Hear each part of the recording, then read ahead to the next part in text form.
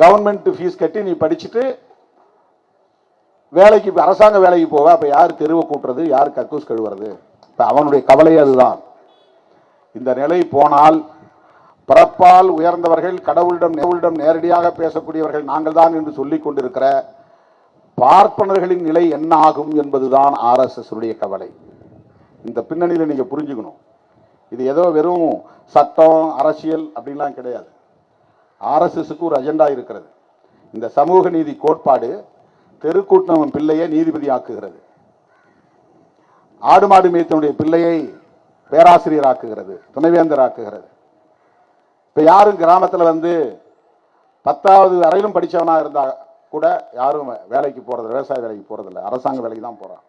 அதுக்கான வேலைகளை முயற்சி செய்யறான். இல்லைன்னா மெட்ராஸ்க்கு வந்துடுறான், பாம்பேக்கு போயிடுறான், டெல்லிக்கு போயிடுறான், இல்லைன்னா நாட்டை விட்டே வெளியே போயிடுறான்.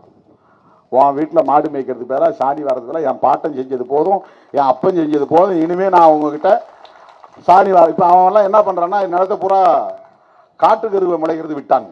ஏன்னா வேலை செய்யறதுக்கு ஆள் கிடையாது. எங்க அப்பா உழைச்சார், எங்க தாத்தா உழைச்சார், நான் உழைக்கல. அவனுக்கு வேலை செய்ய தெரியாது, அவனுக்கு ஏறு பிடிக்க தெரியாது, மாட்டுக்கு தீனி இருக்க தெரியாது, அவனுக்கு வந்து ஒரு நாள் கூட அந்த கொளுத்துற வெயில நின்று குனிஞ்சு வேலை செய்ய தெரியாது. ஆனா விவசாயி, அவன் பேர்ல 100 ஏக்கர் நிலம் இருக்கும். எப்படி விதைக்கணும், எப்படி களை பறிக்கணும், எப்படி அதை அறுவடை செய்யணும், எப்படி கொண்டு வந்து களத்துல கொட்டணும், அது எதுவுமே அவனுக்கு தெரியாது. இப்ப நான் வேலை செய்யல, அவன் காடெல்லாம் கரம்பா கிடக்கு, காட்டுக்கருவை முளைச்சி கிடக்கு. அதை தான் இன்னைக்கு அவன் வந்து ஏலம் விட்டு அதை வெட்டி அதில் வர்றதை வச்சுதான் இன்னைக்கு குழப்பம் நடத்துறான். இதெல்லாம் ஏன் நிகழ்கிறது? அவனுக்கு கவலை அதுதான். அதனால்தான் NEP தேசிய கல்விக் கொள்கையில ஸ்பெஷல் ஸ்கில்ங்கிற பேர்ல உங்க அப்பா என்ன தொழில் செய்தாரோ அதையும் நீ கத்துக்கோ. தச்சருடைய ஆசாருடைய பிள்ளை ஆசாரி வேலையை கத்துக்கோ, கொல்லனுடைய பிள்ளை கொல்லன் வேலையை கத்துக்கோ, விவசாயினுடைய பிள்ளைங்க விவசாய வேலையை கத்துக்கோங்க. உங்களுக்கு தனியா நாங்க சிறப்பு பயிற்சி தர்றோம். இது குலக்கல்வி திட்டம்லாம் இல்ல. நம்முடைய மரபு சார்ந்த தொழில்கள் பாதிக்கப்பட்ட கூடாது. ஏன் அந்த தொழில பிராமணர்களுக்கோ உயர் சாதியை சார்ந்தவர்களுக்கோ கற்றுக் கொடுங்க.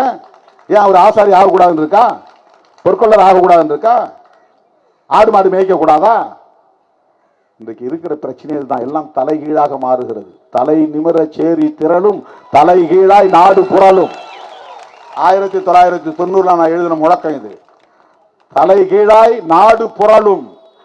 நீ உயர்ந்த சாதின்னு சொல்லி இருந்தவன் கீழே இறங்கி வா. நீ தொடப்பு கட்டை புடி, தெருவை கூட்டு, கக்கூசுக்கு போ, கழுவு. சம்பளம் தான் கொடுக்கிறானே, இப்போ வாங்கிக்கோ. தலைகீழாக நாடு புரளுகிறது. அவன் கவலை இதுதான். இந்த சோசியல் ஆர்டர் பாதிக்கப்படுது. உயர்ந்த சாதியாகவே இருக்க வேண்டும், உடல் உழைப்பு கூடாது, சத்திரியர்களாகவே இருக்க வேண்டும், அவர்கள் ஆட்சி அதிகார பீடத்தில் அமர வேண்டும், அவர்கள் உடல் உழைப்பு கூடாது. சூத்திரர்களும் பஞ்சமர்களும் காலம் காலமாக அவர்கள் பிள்ளை பெறுவதே சாணி வாருவதற்கும் கக்கூஸ் கழுவதற்கும் தெருவை கூட்டுவதற்கும். எதுக்கு உனக்கு 2 பிள்ளை பெற்றிருக்காங்க, அடுத்து எனக்கு பின்னால சாணி பொறுக்கிறது.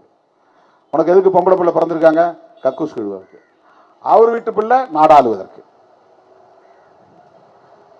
அவர் பிறக்கிற போதே அவர் தான் பிரைம் மினிஸ்டர், பிறக்கிற போதே சீஃப் மினிஸ்டர். இந்த சோசியல் ஆர்டர் இன்றைக்கு வந்து நிலை குலைகிறது, கொலாப்ஸ் ஆகிறது. Because of the constitution which made by Dr. B.R. Ambedkar.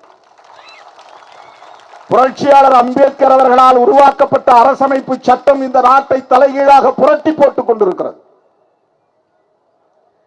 எனவே இந்த சமூக ஒழுங்கை பாதுகாக்க வேண்டியது அவர்களின் முக்கியமான சவாலாக மாறிவிட்டது. இந்த சமூக ஒழுங்கை பாதுகாக்க வேண்டுமானால் அவர்கள் தொடர்ந்து ஆட்சி அதிகாரத்தில் நீடிக்க வேண்டும். அவர்கள் தொடர்ந்து ஆட்சி அதிகாரத்தில் நீடிப்பதற்கு அனைத்து தரப்பு மக்களும் அவர்களை ஏற்பதில்லை. முஸ்லிம்கள் ஏற்பதில்லை, கிறிஸ்தவர்கள் ஏற்பதில்லை, தலித்துகள் ஏற்பதில்லை, பழங்குடி மக்கள் ஏற்பதில்லை, இடதுசாரி சிந்தனையாளர்கள் ஏற்பதில்லை, முற்போக்கு சிந்தனையாளர்கள் ஏற்பதில்லை, பௌத்தர்கள் ஏற்பதில்லை. அவனுக்கு வந்து கவலையா இருக்கு. எப்படி ஆட்சியை பிடிக்கிறது, பிடித்த ஆட்சியை எப்படி தக்க வைத்துக் கொள்வது? பெரும்பான்மைவாதம், மெஜாரிட்டேரியனிசம்,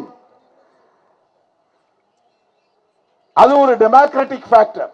அரசமைப்பு சட்டத்தில் பெரும்பான்மை அடிப்படையில் ஆட்சி அதிகாரத்தை நீ கைப்பற்றிக் கொள்ள முடியும். அம்பேத்கர் எவ்வளவு பெரிய